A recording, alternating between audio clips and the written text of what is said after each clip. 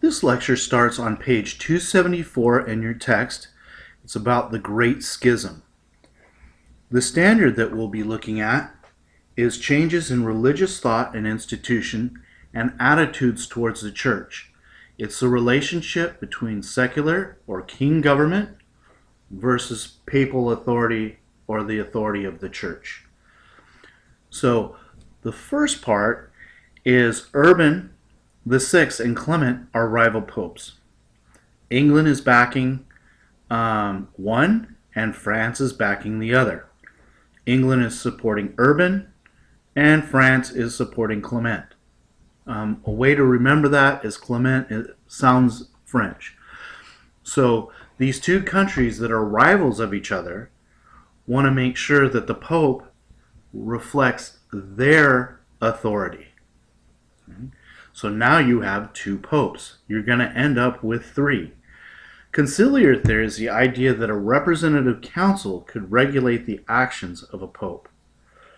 And then in the Council of Pisa, they deposed Urban and Clement, both who refused to resign, and they elected a third pope, Alexander V. So now you have three competing popes, which limits the authority of any of them to have a legitimate say of being that they're the pope. So in the Council of Constance, it provided for regular councils every few years. The Council of Basel was the height of conciliar government of church, and it negotiated directly with heretics. Okay.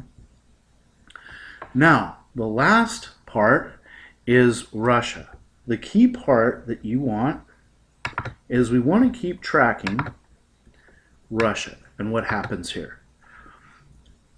Now, the Mongols or Tatars sweep through China and the Islamic world and Russia in the 13th century. This is the height of the Mongolian Empire, led by Genghis Khan, who invades Russia in 1223, and now Russian cities become tribute-paying principalities of the Mongol Empire known as the Golden Horde.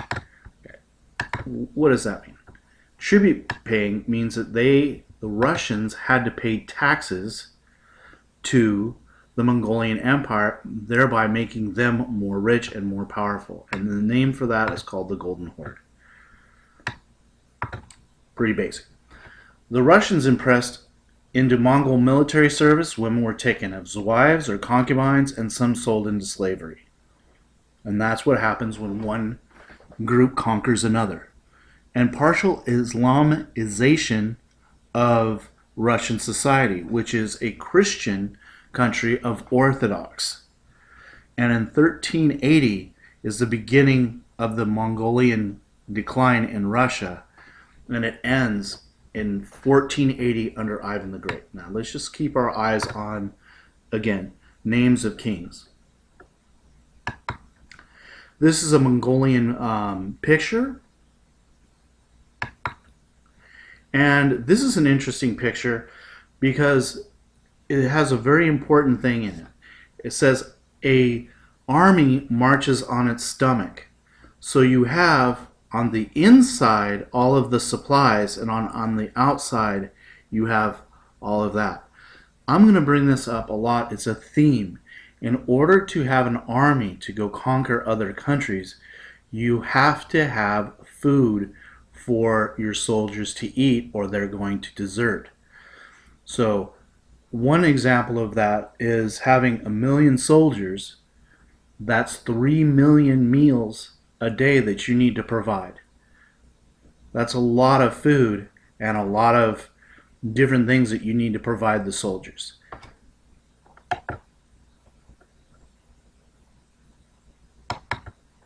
And that ends this chapter.